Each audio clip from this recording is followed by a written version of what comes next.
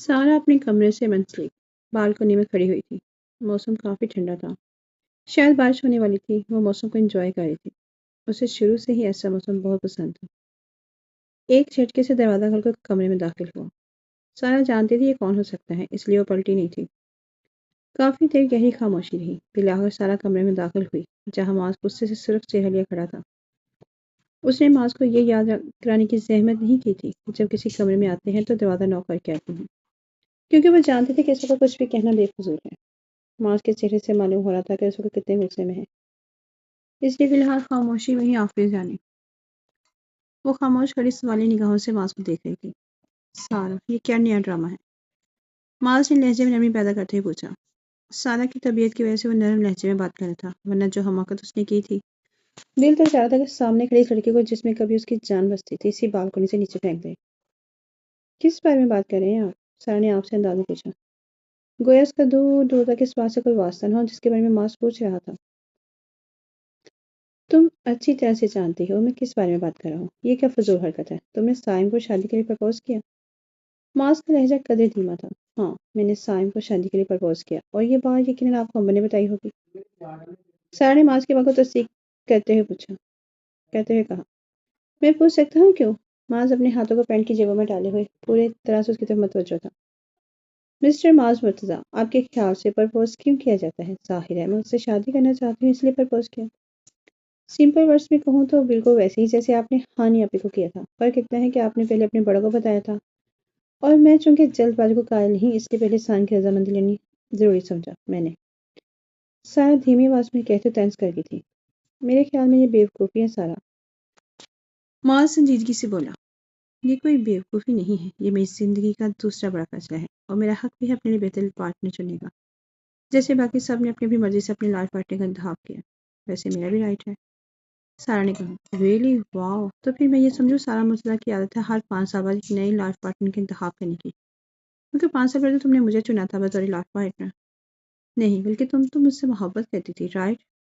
سارا نے جھٹکے سے سر اٹھا کر معاذ کو دیکھا۔ اسے لگا تھا معاذ اس بات سے بے خبر ہے، لیکن نہیں، ہمیشہ کی طرح اس دفعہ بھی وہ غلط تھی۔ معاذ مرتضیٰ اپنی سنو وائٹ کے کسی بھی عمل یا فیصلے سے بے خبر نہیں رہتا، تو اس کے دل کے حال سے کیسے ناواقف ہو سکتے؟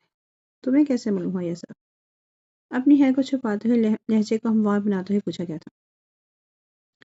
معاذ کے چہرے پر مسکراہٹ گہری ہوئی۔ تم نے سوچا بھی کیسے کہ معاذ مرتضیٰ جو تمہیں خود سے زیادہ جانتا ہے اور سمجھتا ہے وہ تمہارے جذبات سے ناواقف ہوگا؟ اور اگر تم یہ سوچ رہی ہو کہ تم نے اپنے جذبات ہم سب سے چھپا رکھے ہیں تو تم بہت بڑی بیوقوف ہو۔ معاذ نے کہا، ہاں، میں آپ سے محبت کرتی تھی لیکن اب نہیں کرتی۔ میں آپ کو اور آپ کی محبت کو اپنی زندگی سے نکال چکی ہوں۔ سارا نے کہا، دل سے بھی نکال چکی ہو؟ معاذ نے جانچتی نظروں سے اسے دیکھا۔ ہاں۔ سارا نے نظریں چراتے ہوئے کہا، تمہاری زندگی ایک شیر کی طرح ہے سارا، تشریح کر کے بتاؤ۔ معاذ نے پوچھا اور سارا کی طرف دیکھا، مگر اس کا چہرہ بے تاثر تھا۔ پتہ ہے سارا، تمہاری سوچ سب سے مختلف ہے۔ تم کسی بھی انسان کو پرکھتی نہیں ہو، نہ ہی اسے سمجھنے کی کوشش کرتی ہو، بس اپنی سوچ کے مطابق اسے ویسے ہی اخذ کر لیتی ہو کیونکہ تمہیں لگتا ہے کہ تم ہمیشہ یہی سوچتی ہو۔ تمہارا اندازہ ہمیشہ درست ہوتا ہے، مگر حقیقت اس سے بالکل برعکس ہے۔ جب تمہیں مجھ سے محبت ہوئی تب تم نے مجھے بتایا؟ معاذ کے پوچھنے پر وہ خاموش رہی۔ اسے خاموش دیکھ کر معاذ نے پھر سے بولنا شروع کیا، نہیں، کیونکہ تمہیں لگا کہ میں تمہاری بہن سے محبت کرتا ہوں اور تم ہم دونوں کے درمیان نہیں آنا چاہتی تھی، اور یہ تمہاری اپنی سوچ تھی۔ ایسا تمہیں لگتا تھا، اور تم نے ایک دفعہ بھی نہیں سوچا کہ ہو سکتا ہے حقیقت اس سے مختلف ہو۔ بس جیسا تمہیں لگا تم نے کہا وہی سچ ہے، اور تم غلط تھی۔ مجھے ہانی اس لیے پسند تھی کیونکہ مجھے لگتا تھا کہ وہ میری طرح خاموش اور اپنے کام سے کام رکھنے والی لڑکی ہے، لیکن مجھے اس سے کوئی شدید قسم کی محبت نہیں تھی۔ بس مجھے وہ پسند تھی کیونکہ وہ میرے لیے ایک بہترین شریک حیات ثابت ہو سکتی تھی۔ اس وقت اگر تم مجھ سے اپنی محبت کا اظہار کرتی تو میں تمہیں کبھی انکار نہیں کرتا، کیونکہ مجھے تم سے کوئی نفرت وغیرہ تو تھی نہیں، بس تمہاری حرکتوں سے تھوڑا پریشان رہتا تھا میں، لیکن وہ بھی میں جانتا تھا کہ تم مجھے صرف تنگ کرنے کے لیے سب کرتی ہو۔ لیکن معاذ، آپ نے کہا کہ میں آپ کو متوجہ کرنے یہ سب۔ معاذ نے درستی سے اس کی بات کاٹی، واقعی تم بیوقوف ہو۔ وہ میں نے صرف غصے میں کہا تھا، میں تمہیں پرکھ رہا تھا، کیونکہ جس وقت تم خود اپنے جذبات سمجھنے سے قاصر تھی اس وقت میں تمہارے دل کی بات جان چکا تھا۔ وہ بے یقینی سے معاذ کو دیکھ رہی تھی۔ واقعی اس نے بہت سی غلطیاں کی تھی، اسے یہ سب سوچنا چاہیے تھا۔ اس دفعہ بھی غلط ثابت ہوئی تھی۔ آنسو اس کی آنکھوں سے نکل کر گال میں پھیل چکے تھے۔ معاذ نے ہاتھ بڑھا کر اس کے آنسو صاف کرنا چاہے، اس کا ارادہ جان کر سارا بدر کا پیچھے ہٹی۔ معاذ کا بڑا ہوا ہاتھ وہیں رک گیا۔ گہری سانس لے کر اس نے اپنا ہاتھ واپس کھینچ لیا۔ میں فیصلہ کر چکی ہوں، سارا اٹل انداز میں بولی۔ معاذ نے چونکوں سے دیکھا، اور یہ فیصلہ میں اپنے نہیں اپنی فیملی کے لیے کر رہی ہوں۔ پہلی ایک دفعہ میں نے محبت کی وجہ سے اپنوں کو چھوڑ دیا تھا اور یہاں سے چلی گئی تھی، اور اس دفعہ میں اپنوں کے لیے محبت سے دستبردار ہو رہی ہوں۔ سارا نے بے دردی سے اپنے آنسو صاف کیے۔ تم تب بھی غلط تھی اور آج بھی غلط ہو۔ معاذ کی بات اس نے سر نفی میں ہلایا تھا۔ مجھے اس سے فرق نہیں پڑتا۔ سارا اپنی بات پر قائم تھی۔ اور ہاں، اگر اس دفعہ آپ نے کچھ ایسا ویسا کیا یا میرے راستے میں تو میں آپ کو معاف نہیں کروں گی۔ سارا وارن کرنے کے انداز میں بولی اور کمرے کے دروازے تک بولی۔ خود کو معاف کر سکو گی؟ معاذ کی آواز نے سارا کے قدم زنجیر کر دیے، کیونکہ پہلے بھی تم نے خود کے ساتھ زیادتی کی تھی اور اب بھی کر رہی ہو۔ معاذ نے اپنے اور سارا کے بیچ کا فاصلہ طے کیا اور اس کے قریب آتے ہوئے بولا۔ سارا نے سختی سے آنکھیں بند کی۔ ہاں، وہ غلط کر رہی تھی خود کے ساتھ، مگر وہ مجبور تھی۔ وہ معاذ کے ساتھ دوبارہ سے وہ سب نہیں کر سکتی تھی جو کبھی اس کی بہن نے کیا تھا۔ ہو سکے تو خود سے بھی معافی مانگ لینا، میں چاہ رہا ہوں۔ سب کچھ اللہ پر چھوڑ دیا ہے میں نے، دیکھتے ہیں اس دفعہ جیت کس کی ہوتی ہے۔ میری محبت کی یا تمہاری ثنا کی، کہہ کر وہ رکا نہیں تھا اور کمرے سے باہر نکل گیا تھا، اور شاید اس کی زندگی سے بھی۔ سارا نے بے بسی سے بند دروازے کو دیکھا۔ ایسے اس پر خوشی کے دروازے بھی بند ہو چکے تھے۔ وہ روتی ہوئی بیڈ پر گر گئی تھی۔ پریشا اور شہریار بیڈ پر بیٹھے پوری طرح سے فرشتے کی طرف متوجہ تھے۔ فرشتے بولو ماما، پریشا نے کہا۔ فرشتے میری پیاری بیٹی بولو پاپا، آپ کے شہریار نے کہا۔ شہر کے کہنے پر پریشا نے اسے گھورا۔ شہریار فرشتے پہلی دفعہ ماما بولے گی۔ فرشتے بولو ماما ماما، وہ فرشتے کو ماما بولنے کے لیے کہہ رہی تھی۔ فرشتے نے آہستہ آہستہ تھوڑا بہت بولنا شروع کر دیا تھا۔ وہ اپنی توتلی زبان میں تھوڑی بہت چیزوں کے نام لے لیا کرتی تھی، اس لیے آج شہریار اور فرشتے سے ماما پاپا بلوانے کی کوشش کر رہے تھے۔ جی نہیں، میری بیٹی میری پہلی دفعہ پاپا بولے گی، اور شہریار بولا۔ او ہیلو مسٹر، یہ میری بیٹی بھی ہے، اس لیے پہلی دفعہ ماما بولے گی، سمجھے آپ؟ فرشتے غصیلے انداز میں بولی۔ تیری پری کیوں ضد کر رہی ہو؟ فرشتے کو پہلی دفعہ پاپا بولنا چاہیے۔ شہریار بھی اپنی ضد پڑا ہوا تھا۔ ضد میں نہیں، آپ کر رہے ہیں، آپ تو پورا دن گھر پہ بھی نہیں ہوتے۔ پیچھے فرشتے کو میں سنبھالتی ہوں، اسے کھانا بھی میں کھلاتی ہوں، اس کے ساتھ کھیلتی بھی ہوں، اس لیے فرشتے کو پہلی دفعہ ماما بولنا چاہیے۔ ویسے بھی سب بچے پہلی دفعہ ماما ہی بولتے ہیں۔ مجھے بہت خوشی ہوگی میری بیٹی پہلی دفعہ میرا نام لے، فرشتے کہہ کر پھر سے فرشتے کی طرف متوجہ ہوئی۔ فرشتے بولو ماما، فرشتے نے فرشتے سے کہا۔ خبردار فرشتے، جو تم نے ماما کہا تو۔ فرشتے میری بھی بیٹی ہے، میرا بھی دل چاہتا ہے کہ میری بیٹی پہلے میرا نام لے، اپنی توتی زبان میں مجھے پاپا کہے۔ شہریار بھی اپنی بات پر قائم تھا۔ اگر توتلی زبان میں بلوانے کا اتنا ہی شوق ہے تو چاچا بلوائے نا، فرشتے کے بیٹوں کی بات پر شہریار کا دل چاہا اپنا سر پیٹ لے۔ چپ رہو تم، سمجھے؟ شہریار نے انگلی اٹھا کر اسے وارن کرنے کے انداز میں کہا۔ فرشتے بولو پاپا۔ شہریار بولا۔ اسے پہلے اگر فرشتے کچھ کہنے کے لیے منہ کھولتی، فرشتے نے اس کے منہ پر ہاتھ رکھ دیا۔ نہیں فرشتے، پہلے ماما۔ فرشتے بیچاری اپنی گول گول آنکھیں گھما کر کبھی ماں کی شکل دیکھتی کبھی باپ کی۔ پری، اب تم مجھ سے مار کھاؤ گی، یہ کیا بدتمیزی ہے؟ شہریار کو غصہ آ رہا تھا۔ بس کریے باپ، اب آپ کھڑوس ہیں، کھڑوس ہی رہیں گے۔ فرشتے کو بھی آپ کھڑوس ہی کہنا چاہیے۔ فرشتے اور شہریار باقاعدہ جھگڑے تھے۔ کھڑوس، فرشتے نے مرمدار بیٹی کا ثبوت دیتے ہوئے فوراً شہریار کو کھڑوس کہہ دیا تھا۔ شہریار اور فرشتے نے حیرت سے دیکھا۔ فرشتے اپنے باپ کو کھڑوس کہہ کر اب کھلکھلا کر ہنس رہی تھی، جبکہ وہ دونوں منہ کھولے سے دیکھ رہے تھے۔ انہیں فرشتے سے اتنی فرمانبرداری کی امید نہیں تھی۔ ہاں، فرشتے کا ہنس کا برا حال ہو گیا تھا۔ شہر کا دل چاہ کے صافت کو آج سچ میں کھڑکی سے نیچے پھینک دے۔ اس نے بہت دعائیں کی تھی کہ فرشتے پیشے پہ مر جائیں، مگر اب تو اسے اس بات پر پختہ یقین ہو چکا تھا کہ فرشتے بڑی ہو کر اپنی ماں کی طرح آفت کی بنے گی۔ ہاں، بہت جلدی اتنا ہوگا پاپا بلوانے کی، دیکھیں فرشتے نے کتنے اچھے نام سے پکارا ہے آپ کو۔ فرشتے نے بتیسی کی نمائش کرتے ہوئے کہا۔ چپ کر تم، اپنے دانت اندر کرو، شہر تب کو بولا۔ قسم سے شہری غصے میں تو آپ اور بھی کیوٹ لگتے ہیں، پیچھے اس کی گال کھینچتے ہوئے بولی۔ ہی یہ جوک تھا؟ شہریار پیچھے کے ہاتھ ہٹاتے ہوئے چل کر بولا۔ نہیں، یہ جوک نہیں تھا، سچ میں آپ غصے میں بہت کیوٹ لگتے ہیں۔ پریش نے اس کا موڈ صحیح کرنا چاہا۔ وہ دونوں جتنا چاہیں لڑتے جھگڑتے مگر دوسرے کی ناراضگی برداشت نہیں کر سکتے تھے۔ چڑیل ہو پوری تم، فرشتے بولو چڑیل۔ شہریار اپنے دھیان میں فرشتے کو تنگ کرنے کے لیے کہہ رہا تھا۔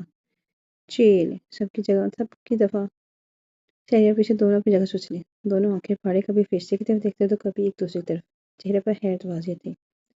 فرشتے نے گھٹنوں کے بل رینگتے ہوئے پانی کے گلاس کی طرف گئی، اپنی چھوٹے چھوٹے ہاتھوں سے بمشکل پانی کے گلاس پکڑا اور فرشتے کی طرف بڑھا دیا۔ گویا وہ جانتی تھی اب کیا ہونے والا ہے۔ فرشتے نے گلاس پکڑا، غصے سے سارا پانی شہریار پہ گرا دیا، جس پر فرشتے کھلکھلا کر تالیاں بجانے لگی۔ شہریار منہ کھولے ان دونوں ماں بیٹے کو دیکھ رہا تھا۔ اس نے نفی میں سر ہلایا، پھر دونوں ہی اپنی حرکتوں پر ہنس کر لوٹ پر ہونے لگے۔ پچھلے میں خڑوس باپ اور چڑیل ماں کو ہنستے ہوئے دیکھ کر اونچی اونچی آواز میں چیخنے لگی۔ کافی دیر ہونے کے بعد جب من ہلکا ہو گیا تو سارا نے گھٹنوں سے سر اٹھایا۔ ماس ٹھیک کہتا ہے، میں خود کے ساتھ زیادتی کر رہی ہوں، میں ظالم ہوں، خود کے ساتھ۔ ظلم کرنے والا بھی تو ظالم ہی ہوتا ہے۔ میں نے بھی اب سب کچھ اپنے اللہ پر چھوڑ دیا۔ بے شک وہ جو بھی فیصلہ کرتا ہے اس میں اس کے بندوں کی بھلائی ہوتی ہے، وہ ہر چیز پر قادر ہے اور وہ مجھے بہترین عطا کرے گا۔ اڑ کر کمرے سے باہر جانے لگی جب آئینے میں اپنا حلیہ دیکھ کر چھٹک گئی۔ آنسوں سے تار چہرہ، بکھرے بال ہونے کی وجہ سے رخ آنکھیں، شکن زدہ کرتا، اس نے ہاتھ لگا چہرے سے آنسو صاف کیے۔ مجھے اس حلیے میں باہر نہیں جانا چاہیے، سب پریشان ہو جائیں گے۔ سوچتے ہوئے وارڈروب کی طرف بڑھ گئی، کپڑے لے کر واش روم میں گھس گئی۔ کچھ دیر بعد واپس آئے تو پہلے سے قدرے بہتر حلیے میں تھی۔ بلیک جینس پر لائٹ پنک کلر کی فراک، ہم رنگ دوپٹہ کندھوں پر پھیلا رکھا تھا، بال ہمیشہ کی طرح کھلے ہوئے تھے۔ جرمنی جانے سے قبل وہ شلوار قمیض اور مختلف قسم کے لباس زیب تن کرتی تھی، مگر جرمنی جانے کے بعد اس نے خود کو بالکل بدل دیا تھا۔ اب وہ فراک کی جگہ کرتے یا شرٹ پہنتی اور ساتھ ہمیشہ جینس پہنا کرتی۔ کمرے کی لائٹ آف کر کے وہ کمرے سے باہر نکل گئی۔ کمرے سے نکل کر بھی اس نے کچھ فیصلے طے کیا تھا جب سامنے سے آتے انسان کے ساتھ اس کی زبردست ٹکر ہوئی تھی۔ آؤچ! سارا کو اپنا سر گھومتا محسوس ہو رہا تھا۔ او نو سارا، آئی ایم سوری، وہ سائم تھا جو ہاتھ میں اٹھائے فون میں اس قدر کھویا ہوا تھا کہ سامنے سے آتی سارا سے ٹکرا گیا۔ سائم نے گھبرا کر سارا کو دیکھا جو ہاتھ سر پر رکھے کرا رہی تھی۔ سارا سوری، تم ٹھیک تو ہو نا؟ رکو میں دیکھتا ہوں، یہ کہہ سائم آگے بڑھا مگر سارا کی بات سن کر رک گیا۔ نو اٹس اوکے، میں ٹھیک ہوں، سارا مسکراتے ہوئے بولی۔ Thank God. سارا کے چہرے پر مسکراہٹ دیکھ کر سائم کو تھوڑی تسلی ہوئی۔ سوری یار، ایکچولی میں تم سے ہی ملنے آ رہا تھا، اچھا ہوا تو مجھے مل گئی، سائم بولا۔ سارا چونک کر اسے دیکھا۔ خیریت؟ مجھے کیوں ڈھونڈ رہے تھے تم؟ سارا نے حیرت سے پوچھا۔ وہ ایکچولی میں تم سے کچھ بات کرنی تھی، سمجھ میں نہیں آ رہا کیسے کروں، سائم نے نظر چڑھاتے ہوئے کہا۔ ارے تو اس میں اتنی گھبرانے والی کیا بات ہے، جو کہنا ہے کھل کر کہو، میں سن رہی ہوں۔ سارا کو سائم کا انداز کچھ عجیب سے لگا۔ دیکھو سارا، میں تمہارا دل نہیں دکھانا چاہتا، لیکن یہ بات تمہیں بتانے میں ضروری ہے۔ سائم کے کہنے پر سارا نے سوالی نگاہوں سے اسے دیکھا۔ وہ سارا، میں تم سے شادی نہیں کر سکتا۔ کچھ دیر خاموشی کے بعد بالآخر سارا نے کہہ ہی دیا۔ واٹ؟ سارا کو جھٹکا لگا، وہ سائم کے دل کے حال سے واقف تھی، وہ اچھی طرح جانتی تھی کہ سائم کے لیے بس فیصلہ کرنا مشکل ہوگا، مگر اس سے بالکل امید نہیں تھی کہ سائم انکار کر دے گا۔ سائم نے نگاہ اس کے چہرے پر ڈالی جہاں حیرت واضح تھی، اور وہ پھر سے بولنا شروع کر دیا۔ سارا دیکھو، تم پلیز مجھے غلط مت سمجھنا، تم اچھی لڑکی ہو، لیکن میں کسی اور لڑکی سے محبت کرتا ہوں اور اسی سے شادی بھی کرنا چاہتا ہوں۔ آئی نو تمہارا دل دکھا ہے میرے فیصلے سے، لیکن میں اپنے دل کی ہاتھوں مجبور ہوں۔ I am sorry. سائم نے صفائی پیش کی۔ ایک آنسو لڑکا سارا کے گال پر رہ گیا۔ اتنی تسلی! کیا وہ عام سی لڑکی صرف ٹھکرانے کے لیے اس دنیا میں آئی تھی؟ اس نے ہاتھوں کے کچھ سے بے دردی سے اپنے آنسو رگڑے۔ وہ سب کچھ اللہ پر چھوڑ چکی تھی۔ اٹس اوکے سائم، میں نے تمہارے ساتھ کچھ زبردستی نہیں کی تھی۔ اپنی زندگی کا اتنا اہم فیصلہ خود کرنے کا حق ہے تمہیں۔ میں نے صرف تم سے پوچھا تھا کیا تم سے شادی کرو گے، اور جواب کے لیے 2 دن کا ٹائم بھی دیا تھا، تم نے انکار کیا۔ اوکے، تمہارا حق ہے یہ، میں تمہیں فورس نہیں کر سکتی۔ Excuse me. سارا نے سنجیدگی سے اپنی بات مکمل کی اور پھر سائم کو کچھ کہنے کا موقع دیے بغیر تیزی سے آگے بڑھ گئی۔ سائم نے تعصب سے اس کی پشت کو دیکھا تھا۔ گاڑی انجان راستوں پر روان تھی، وہ فل اسپیڈ سے گاڑی ڈرائیو کر رہی تھی۔ وہ بغیر کچھ سوچے سمجھے انجان راستوں پر چلتی جا رہی تھی۔ منزل سے ناواقف تھی وہ یہ بھی نہیں جانتی تھی کہ منزل تک پہنچنے کے لیے کن راستوں کا انتخاب کرے۔ ایک انجان علاقے میں کب سے گاڑی گھما رہی تھی وہ، چہرے پر آنسوؤں کے نشان واضح تھے۔ اچانک اس کی نظر سڑک پر کھڑے ایک وجود پر پڑی جو لفٹ کے لیے ہاتھ پر آگے کے لیے کھڑا تھا۔ سارا نے حیرت سے اس وجود کو دیکھا۔ سڑک بالکل خالی تھی، دور دور تک کسی گاڑی کا نام و نشان نہیں تھا۔ شاید اس علاقے میں لوگوں کا آنا جانا کم ہوتا ہے، اس لیے کوئی گاڑی نظر نہیں آ رہی تھی۔ ایسے میں جو کوئی بھی تھا یا تھی، نہ جانے کتنی دیر سے انجان علاقے میں تنہا کھڑا ہو۔ سارا نے گاڑی اس کے قریب روک دی۔ سیاہ چادر میں لپٹا ہوا وجود سارا کو دیکھ کر تیز سے آگے بڑھنے لگا۔ ہیں، ابھی تو لفٹ مانگ رہی تھی اور جب گاڑی روکی تو خود ہی چلنے لگی، کتنی عجیب عورت ہے، سارا نے حیرانی سے کہا۔ وہ جو کوئی بھی تھی، اس کے حلیے سے سارا کو اندازہ ہو گیا تھا کہ وہ کوئی عورت ہے، مگر اس کا رویہ سارا کی سمجھ سے باہر تھا۔ سارا گاڑی سے نکل کر سوچ کے پیچھے چل دی۔ سارا کو اپنے پیچھے آتے دیکھ کر اس نے قدموں کی رفتار بڑھا دی۔ رکو، تھوڑا آگے جا کر سارا کے ہاتھوں میں اس کی چادر کا کونا آ گیا۔ سارا نے چادر کو کھینچا جس سے عورت کے سر سے چادر اتر گئی۔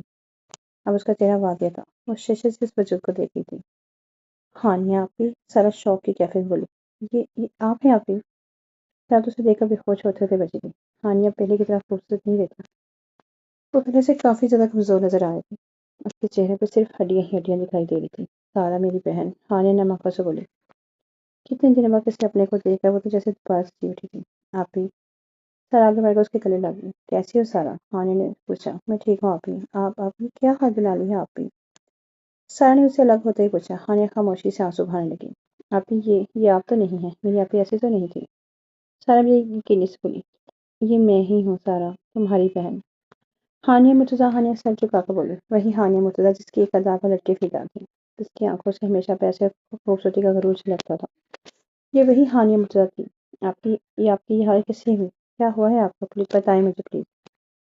سارا نے پریشان لہجے میں پوچھا۔ کچھ نہیں ہوا مجھے سارا، بس میرا غرور لے ڈوبا مجھے۔ یہ کیا کہہ رہی ہیں آپ ہی؟ اب مجھے شور سے بتائیں سب کچھ پلیز، سارا نے التجائیہ لہجے میں کہا۔ کیا بتاؤ سارا؟ میں نے سرف اپنے نانا کی تسکین کے لیے سب کی زندگیاں برباد کر دی۔ 2 دن کی محبت کے لیے میں اپنی ماں باپ کی برسوں کی محبت بھول گئی، اپنے بھائیوں کا مان توڑ دیا، اور سب کا قسمت نے مجھ سے اتنا بھیانک بدلہ لیا۔ جیسی کرنی ویسی بننی، ہانیہ بولی۔ اب چلے میرے ساتھ، ہم کہیں بیٹھ کر بات کرتے ہیں۔ سارے ہانیہ کو لے کر اس کی طرف بڑھ گئی جہاں اس نے گاڑی کھڑی کی تھی۔ اب کھل کر بتائیں مجھے کیا ہوا تھا؟ گاڑی میں بیٹھ کے سارا نے پوچھا۔ ہانیہ نے گہرا سانس خارج کرتے ہوئے بولنا شروع کیا۔ میں اپنے قاتل عدیل سے محبت کرتی تھی۔ عدیل بھی میرے حسن پر مرتا تھا، ہر وقت میری تعریف کرتا رہتا، مجھ سے سچی محبت کر کے دعوت کرتا، اور میں پاگلوں کی طرح اس کی ہر جھوٹی بات کو سچ مان کر اس پر یقین کرتی گئی۔ آہستہ آہستہ میں اس کی جھوٹی محبت کے جال میں پھنستی چلی گئی۔ عدیل نہایت چلاک اور گھٹیا انسان تھا، اور مرتضیٰ ہاؤس کے ایک انسان سے واقف تھا۔ وہ اکثر مجھ سے کہتا کہ ہانیہ تم بہت معصوم اور خوبصورت بھی، اور تمہاری بہن تمہاری خوبصورتی سے جلتی ہے۔ وہ ایسے ہی روز تمہارے خلاف کئی ایسی باتیں کرتا کہ مجھے بھٹکاتا رہتا، اور میں بیوقوف اس کی چالاکی کو ہمدردی سمجھ کر اس کی باتوں پر یقین کرتی چلی گئی، اور دھیرے دھیرے اپنوں کے ساتھ تلف ہو گئی۔ پھر ماض مجھے پسند کرنے لگا، میرے قریب ہونے لگا۔ وہ روز آفس سے آ کر مجھ سے باتیں کرتا، بہت کچھ ڈسکس کرتا۔ میں سمجھ گئی کہ ماض مجھ سے شادی کرنا چاہتا ہے۔ اس دن میں اسے انکار کرنے ہی والی تھی جب میری نظر تم پر پڑی۔ تم میری بہن تھی، اور میں جانتی تھی کہ تم ماض سے محبت کرتی ہو۔ تمہیں درد دینے کے لیے میں نے جان بوجھ کر ماض کے قریب ہوتی، صرف تمہیں نیچا دکھانے کے لیے میں نے ماض کے ساتھ منگنی کی، اور پھر تم جرمنی چلی گئی۔ شادی والے دن میں گھر سے بھاگ گئی۔ میں نے اور عدیل نے کورٹ میرج کر لی۔ اس دن کے بعد میرے برے دن شروع ہو گئے۔ عدیل تو وہ عدیل رہا ہی نہیں جسے میں جانتی تھی۔ عدیل نے مجھ پر تشدد کرنا شروع کر دیا۔ وہی عدیل جو میری تعریف کرتے نہیں تھکتا تھا اور مجھے دن رات آنے دیتا۔ گھر سے جتنا بھی زیور لے کر بھاگی تھی وہ سب اس نے بیچ ڈالا۔ ہانیہ روتے ہوئے بولی۔ میں ہار چکی ہوں سارا، شکستہ لہجے میں بولی۔ سارا نے تعصب سے دیکھا۔ آپ میرے ساتھ گھر چلیں، سب معاف کر دیں گے آپ کو۔ سارا بولی۔ نہیں ہانیہ، یہ ممکن نہیں اب۔ میں پریگننٹ ہوں، عدیل میرے ساتھ چاہے جیسا بھی سلوک کرے، اسے اپنی اولاد بہت عزیز ہے۔ میں نہیں چاہتی کہ میں اپنی اولاد کو اس کے باپ کی شفقت سے محروم رکھوں۔ تم کسی کو بتانا مت، میں تم سے ملی تھی، ہو سکے تو مجھے معاف کر دینا، میں نے تمہارے ساتھ بہت غلط کیا ہے۔ ہانیہ نے اپنے ہاتھ کی انگلی میں سے ڈائمنڈ کی انگوٹھی نکالی۔ یہ انگوٹھی ماض کی امانت ہے میرے پاس۔ کتنے ارمان تھے اس کے دل میں ہماری شادی کو لے کر، میں نے اس کے ساتھ سارے خواب توڑ دیے۔ ہانیہ نے انگوٹھی سارا کی انگوٹھی میں پہنا دی۔ آپ یہ کیا کر رہی ہیں آپ؟ تم نے ساری زندگی ماں سے بے انتہا محبت کی ہے، اس انگوٹھی پر کسی کا حق ہے تو صرف تمہارا ہے۔ ہانیہ کہہ کر گاڑی سے باہر نکل گئی۔ کافی دور تک سارا کی نظروں نے اس کا پیچھا کیا۔ 7 سال بعد وہ دونوں ایک دوسرے کا ہاتھ تھامے ہوئے ننگے پاؤں گیلی روڈ پر چل رہے تھے۔ سمندر کے کنارے چلتے وہ دونوں اس ڈھلتی شام کا حصہ لگ رہے تھے۔ ماں آپ کو یاد ہے جب آپ نے مجھ سے پرپوز کیا تھا اسی سمندر کے کنارے؟ سارا نے اسے 7 سال پہلے کا واقعہ یاد کرایا۔ اور ہاں، اور تم نے کتنے نخرے دکھائے تھے نا اس وقت، بڑی مشکل سے یہاں کی تھی۔ ماں ہنستے ہوئے بولا تو وہ بھی ہنستی۔ اور ہاں، آپ نے سیٹ سٹینڈ بھی کیا تھا نا یہاں مجھ سے یہ معافی مانگنے کے لیے، سیٹ سٹینڈ بھی کیا تھا۔ اس گیلی ریت پر ہاتھ سے لکھا تھا سارا ول یو میری می۔ سارا نے کہا تو اسے اس بات میں ہلا دیا۔ ویسے آپ اس کی بات ہے، جتنے جتن مجھے کرنے پڑے تھے نا تمہیں منانے کے لیے، توبہ کسی نے نہیں کیا ہوگے۔ ماں کی بات پر اس نے ایک انداز سے وال لٹکے۔ ماں سے شادی کے بعد وہ کافی خوبصورت ہو گئی تھی۔ ماں تو سارا کا بدلتا روپ دیکھتے حیران رہ گیا تھا۔ ریحان کی پیدائش کے بعد تھوڑی موٹی بھی ہو گئی تھی۔ ماں بچے کو موٹی موٹی کہہ کر چڑھاتا بھی رہتا۔ ریحان بیٹا زیادہ دور مت جانا، سارا نے اپنے بیٹے ریحان سے کہا۔ اوکے ماں۔ 5 سالہ ریحان جو ان سے تھوڑے ہی فاصلے پر کھیلنے میں مصروف تھا، فرمانداری سے سر ہلا گیا۔ ماں چلو آئس کریم کھاتے ہیں۔ آئس کریم دے کر خوشی سے اچھلتے ہوئے بولی۔ بالکل نہیں، پچھلی دفعہ بھی تمہیں زکام ہو گیا تھا، اس دفعہ میں تمہیں آئس کریم کھانے نہیں دوں گا۔ ماں بولا۔ نہیں، مجھے آئس کریم کھانی ہے۔ سارا ضدی لہجے میں بولی۔ ماں نے اسے پوری سے نوازا جس پر وہ ٹٹائی سے ہنستی۔ لاتا ہوں۔ ماس کہہ کر آئس کریم لینے چلا گیا۔ کچھ دیر بعد ایک ہاتھ میں آئس کریم لے آیا۔ یہ کیا صرف ایک؟ آپ اپنے لیے نہیں لائے؟ سارے سے گھونتے ہوئے پوچھا۔ نو تھینکس، مجھے تو تم دور ہی رکھو ان فضول کاموں سے۔ ماس نے سارا نے مسکراتے ہوئے ماس کے واپس آئس کریم لے لی. تھوڑی سی آئس کریم کھا کر اس نے ماس کی طرف بڑھا دی. ماس سے آ کر بھی انکار نہیں کر سکا. آئس کریم کھانے لگا. وہ کہاں کر سکتا تھا اپنی سنو وائٹ کی کسی بات سے انکار. اچھا سنیں، نیکسٹ ویکر پر سائم اور شیزا نے بھی اپنی گھر پارٹی رکھی ہے. ابھی میں انوائٹ کیا ہے، آپ چلیں گے؟ سارا نے ماس سے پوچھا. میں بزی ہوں گا سویٹ ہارٹ. ماس کی وقت سارا نے منہ پھلا لیا. میں کچھ نہیں جانتی، ہم دونوں چل رہے ہیں. سارا انداز بولی. جو حکم سرکار. ماس کے کہنے پر سارا ہنسی. My dear اکرو plus Kharos husband, مجھے آپ کو بہت اچھے لگتے ہیں. سارا نے مسکراتے ہوئے اس کے کندھے پر سر رکھ دیا. ایسی بات ہے میں ساری زندگی تیار ہوں اپنی سنو وائٹ کے نخرے اٹھانے کے لیے. ماس اس کے کچھ بازو خیال کرتے ہوئے بولا. سچ کہتے ہیں نکاح کے رشتے میں بہت طاقت ہوتی ہے. نکاح کے 3 مقدس لفظ زندگی کو بہت خوبصورت بنا دیتے ہیں. ماس اور سارا کی زندگی میں مکمل ہو چکی ہے.